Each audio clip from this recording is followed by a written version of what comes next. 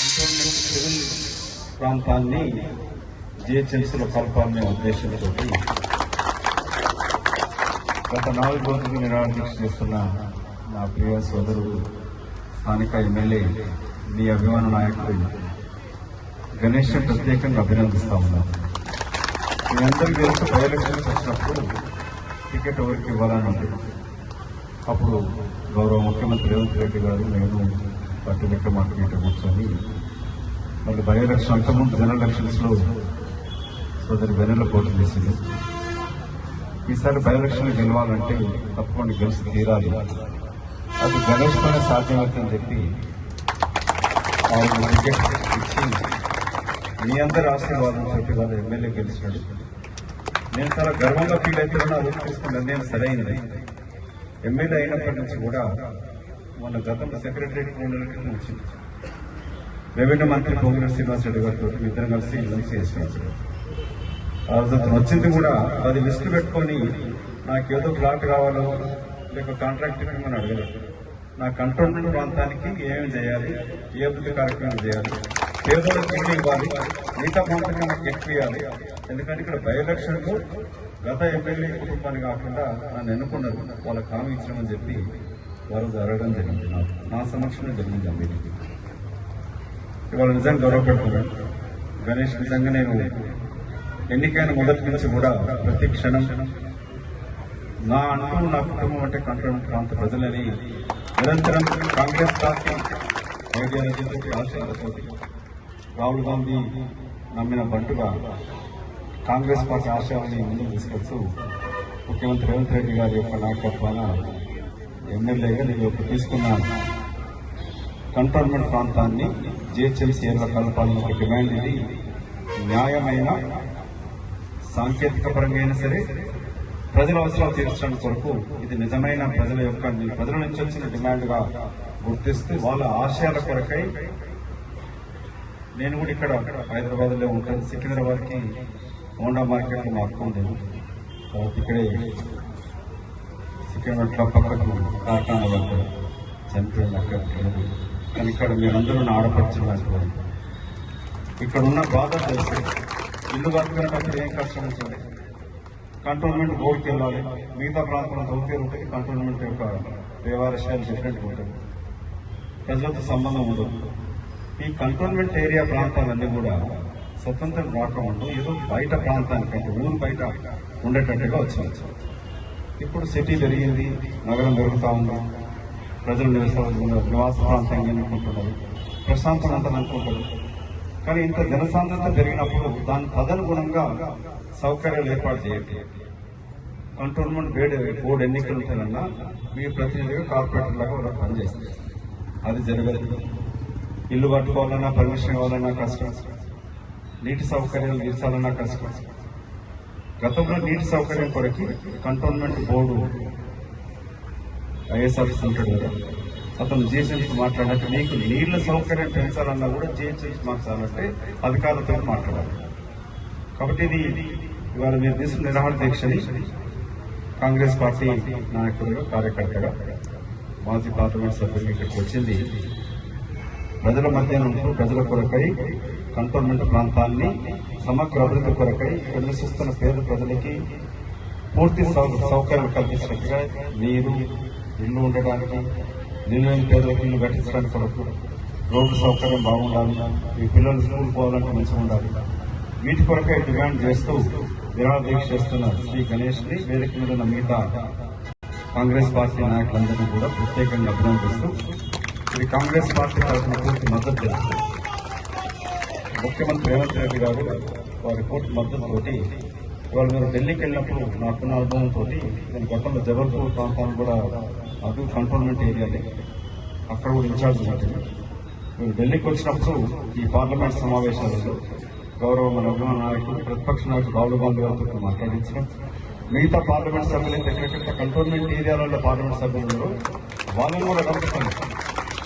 కేంద్ర రక్షణ శాఖ మంత్రికి కంబైన్డ్ గా పార్టీలకు అతీతంగా కేంద్ర రక్షణ శాఖ మంత్రిని తీసుకెళ్ళడం, దీంట్లో మన స్థానిక పార్లమెంట్ సభ్యుల బాధ్యత. ఈటల రాజేందర్ గారు తెలంగాణ నుంచి ఇక్కడికి వస్తే ఆదరించారు, ఆశీర్వదించి ఎన్నుకున్నారు.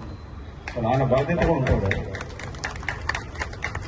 సో పార్లమెంట్ సభ్యుడు ఈటల రాజేందర్ గారు కూడా మా విజ్ఞప్తి ఏంటంటే,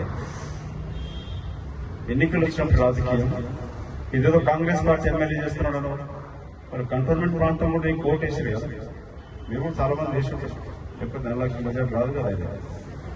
ఇది పుష్పకోటి కేసు ఉంటుంది. సరే ఎలక్షన్ కేసు వేసిరేమో కానీ మీరు కూడా బోర్డు పెట్టి ఆయనకు గులాబ్ పూలు పంపిండి. ఆయన స్థానిక పార్లమెంట్ సభ్యుడు కూడా వచ్చి మా ధర్నంలో పాల్గొనాలి. ఇది కాంగ్రెస్ పార్టీ ధర్నా కాదు, శ్రీ గణేష్ సొంతం ఇంటి కొరకు చేయట్లేదు. కంటోన్మెంట్ లో నివసిస్తున్న ప్రజలకు, అన్ని వర్గాల, అన్ని కుల మతాల ప్రజల కొరకు, వాళ్ళకు కనీస వసతులు కల్పించడానికి కొరకు, జీహెచ్ఎంసీలు కలపడానికి కొరకు చేస్తున్న ప్రజల నుంచి వచ్చిన డిమాండ్ కి స్థానిక ఎంపీ ఈటల రాజేందర్ గారు పాల్గొనాలని కూడా మేము సూచిస్తా ఉన్నాం. మీరు ఏదో శ్రీ గణేష్ కెరీట్ వస్తుందనో కాంగ్రెస్ పార్టీ పని కాకుండా ప్రజల కొరకు పనిచేయాల్సిన అవసరం ఉన్నది. మీరు గుర్తెరిగి బాధ్యత గల వ్యక్తి, మంత్రి కూడా పనిచేస్తాడు. ఇప్పుడు మీరు దీన్ని రాజకీయం చేయకుండా పార్లమెంట్ సభ్యుడిగా మీ పార్టీ అధికారం ఉంది అక్కడ, ఇది కలపాలంటే రక్షణ శాఖ అనుమతి కావాలి. నేను పార్లమెంట్ సభ్యుడిగా ఉన్నప్పుడు స్టాండింగ్ కమిటీ, డిఫెన్స్ కమిటీలో కూడా ఉంటుంది. నాకు తెలిసే విధంగా ఉంటుంది, న్యాయవాది కూడా. కాబట్టి ఈటల రాజేందర్ గారు మీరు తక్షణమే ఇక్కడికి వచ్చి పార్టిసిపేట్ అవుతూ మా ఎమ్మెల్యేని, స్థానిక ప్రజలను తీసుకెళ్లి కంటోన్మెంట్ ఎలక్షన్ గెలిస్తే గెలుతున్నారు, కానీ మీరు రక్షణ శాఖ మంత్రి తీసుకెళ్లి, ప్రధానమంత్రి తీసుకెళ్లి సరే దీన్ని సికింద్రాబాద్ కంటోన్మెంట్ సివిల్ ప్రాంతాన్ని జీహెచ్ఎంసీలో కలపాలని ఒక ప్రజల యొక్క న్యాయమైన కోరికని, డిమాండ్ని మీరు సాధిస్తానని చెప్పి కోరుకుంటూ, అది 4 రోజులు అవుతా 4 రోజులు తెలియదు. దీన్ని సాధించే వరకు తమ్ముడు శ్రీ గణేష్ కి తోడుగా ఉండడానికి ఇక్కడ సంఘీభావం రావడం జరిగింది. యావత్ కాంగ్రెస్ పార్టీ అంతా ఉంటుంది, టీఆర్ఎస్ పార్టీ కానీ ఇంకెవరైనా సరే రాజకీయాలకు అతీతంగా ఈ డిమాండ్ మాకు తెలపాలి.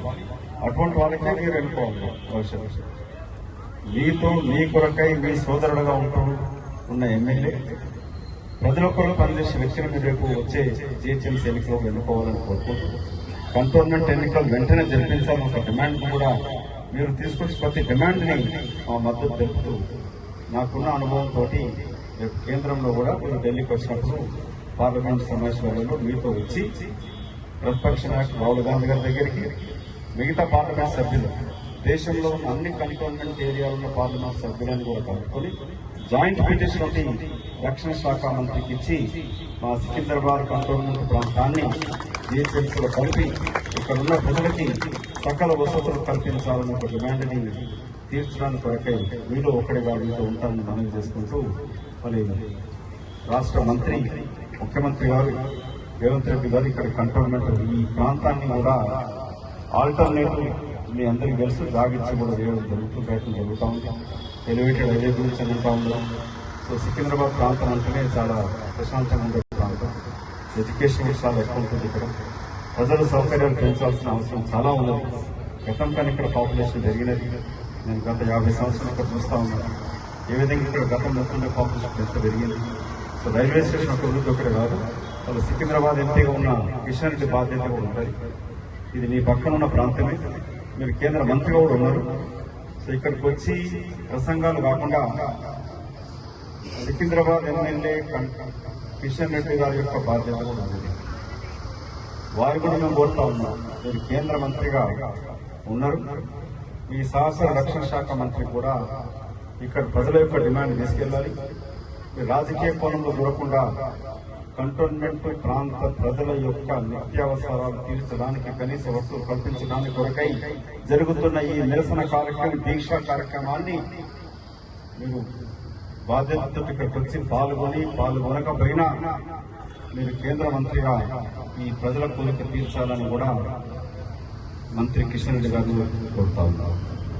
మరొకసారి నిరాహార దీక్ష చేస్తూ గత 4 రోజుల నుంచి రిలేటెడ్ చేస్తున్న కాంగ్రెస్ పార్టీ నాయకులందరికీ కూడా సోదరుడు, ముఖ్యంగా మీ అభిమాన నాయకులు స్థానిక ఎమ్మెల్యే గణేష్ ప్రత్యేకంగా అభినందిస్తూ, ప్రజలకై చేస్తున్న పోరాటాన్ని పార్టీ తరఫున పూర్తి మద్దతు తెలుపుతూ, మునుముందు కూడా ఇంకా ఉధృతంగా చేయడానికి వరకు ఇటు పార్టీలు, రాష్ట్ర ప్రభుత్వం తరఫున కూడా మీ యొక్క న్యాయమైన కోరిక తీర్చడానికి నా సహాయ శక్తిలో కృషి చేస్తానని చెప్పి చెప్పడానికే వాళ్ళ స్వతహాగా నేనే ఇక్కడికి వచ్చి మీతో పార్టిసిపేట్ చేయడం జరిగింది. జై హింద్, జై కాంగ్రెస్.